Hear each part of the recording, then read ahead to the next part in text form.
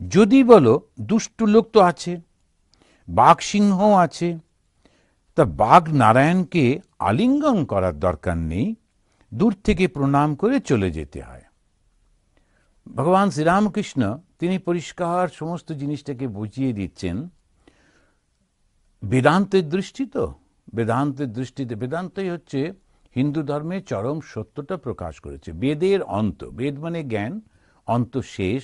সেই শেষটা কি? ঈশ্বর সবকিছু হয়েছেন, প্রত্যেকের মধ্যে সেই ঈশ্বর রয়েছে। কিন্তু রয়েছে বললে তো হবে না, একটা ব্যবহারিক ব্যাপার আছে। যখন সেইটা আধ্যাত্মিক দৃষ্টি দিয়ে দেখতে গেলে ঠিকই আছে, সবার মধ্যে রয়েছে। কিন্তু যখন ব্যবহারিক ব্যাপারটা রয়েছে, যখন ব্যবহার করছি, তখন তো সেটা ভাবতেই হবে, দেখতেই হবে, বুঝতে হবে। তো সেই জন্য এই ব্যবহারিক ব্যাপারটাতে বলতে গেলে, যদি বলো দুষ্টু লোক তো আছে, বাঘসিংহ আছে, বাঘ নারায়ণকে তো আলিঙ্গন করার দরকার নেই, দূর থেকে প্রণাম করে চলে যেতে হয়। তারপরেই বলছেন আবার দেখো জল, কোনো জলটা খাওয়া যায়, কোনো জলটা পুজো করা যায়, কোনো জলে নাওয়া যায়, স্নান টান করা যায় ইত্যাদি। জল তো আছে, কিন্তু জলেরও প্রকারভেদ রয়েছে। এইটা শুনে প্রতিবেশী তিনি প্রশ্ন করছেন, আচ্ছা বেদান্ত মত কি রূপ? বেদান্ত মানে কি? বেদান্ত হচ্ছে উপনিষদই হচ্ছে বেদান্ত। উপনিষদটা কি? যখন বেদের মধ্যে 4টে ভাগ আছে, সেই 4টে ভাগের শেষ অন্তত হচ্ছে উপনিষদ। এই উপনিষদটা আমাদেরকে সত্যের কাছে নিয়ে যায়, তবে ওর বোঝাবার সময় নেই উপনিষদের।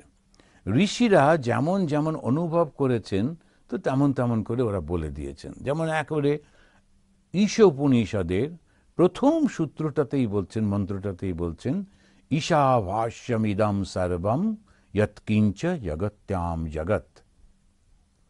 এই সমস্ত জগৎ যেটা দেখছো, যে ঈশ্বরে আবৃত হয়ে রয়েছে, সমস্ত কিছুর মধ্যে সেই ঈশ্বর রয়েছেন। এখন তাকে ছেড়ে এই জগতের জন্য তুমি কেন কান্নাকাটি করছো? জগৎটা তো মায়া, জগৎটা তো দুদিনের জন্যে, এতটা মন দিতে হবে না ওর জন্যে। এটা বললেন। তারপরেই বললেন, আচ্ছা যদি তুমি এতটা না পারো, সবাই তো ওটা বুঝতে পারবে না, না? বলে আচ্ছা ঠিক, তাহলে ঠিক আছে, যদি এতটা না পারো তাহলে একটা কাজ করো, তুমি 100 বছর বাঁচবে বলে ঠিক করছো, তো 100 বছর ভালো একটা লম্বা সময় বাঁচো, কর্ম করো এবং তুমি এনজয়ও করো, কিন্তু কর্মের মধ্যে আসক্ত হয়ে পড়ো না। তো আসলটা কি? ঈশ্বর সব কিছু হয়ে রয়েছেন। আবার অন্যান্য উপনিষদ তারা বলছে তিনি সর্বব্যাপী। কি করে সর্বব্যাপী? তখন বলছেন তিনি চলেন না, কিন্তু সব থেকে দ্রুতগতি। মানে কথাগুলো এমনভাবে বলছেন যে তদ এজতি তন্নৈ জ্যোতি, তদ্দূরে তদ অন্তিকে।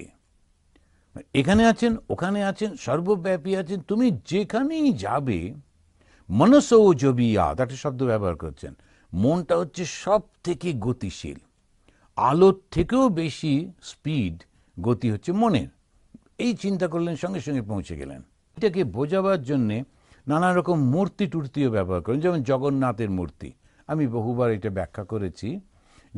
জগতের নাথ বলে নাম দিচ্ছেন, তো জগতের নাথ, অথচ তার পা নেই, তার হাত নেই, শুধু চোখ আছে কিন্তু তার পাতা নেই। এ কিরকম জগতের নাথ? তখন এই বলতে গিয়ে বলছেন, পা দরকার এক জায়গা থেকে আরেক জায়গায় যেতে হলে, তিনি সর্বত্র রয়েছেন অলরেডি, ওই জন্য তার পা নেই। তো এই যে সত্যটাকে একটা মূর্তির মধ্যে দিয়ে প্রকাশ করছেন, একটা অ্যাবস্ট্রাক্ট যে আইডিয়া, সেটাকে কিরকম অসাধারণভাবে বুঝিয়ে দিচ্ছেন।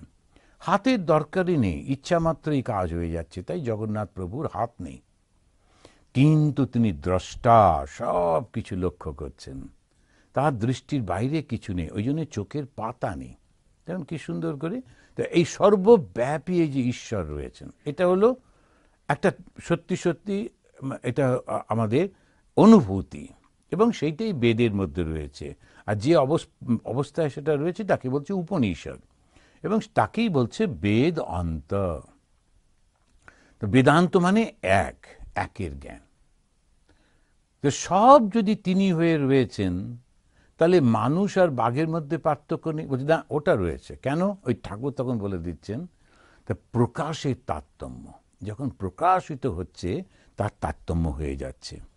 এবারে এই বেদান্ত মতটা বলতে গিয়ে ঠাকুরকে যখন জিজ্ঞেস করলো, তখন ঠাকুর বলছেন, বেদান্তবাদীরা বলে সোহম, আমি ব্রহ্ম, ব্রহ্ম জগৎ, ব্রহ্ম সত্য, জগৎ মিথ্যা। সো অহম, সেই তিনি আমি। তো এই বেদান্তবাদী হিন্দুদের একটা অসাধারণ ব্যাপারটা হচ্ছে, সমস্তটাকে নিয়ে হিন্দুইজম।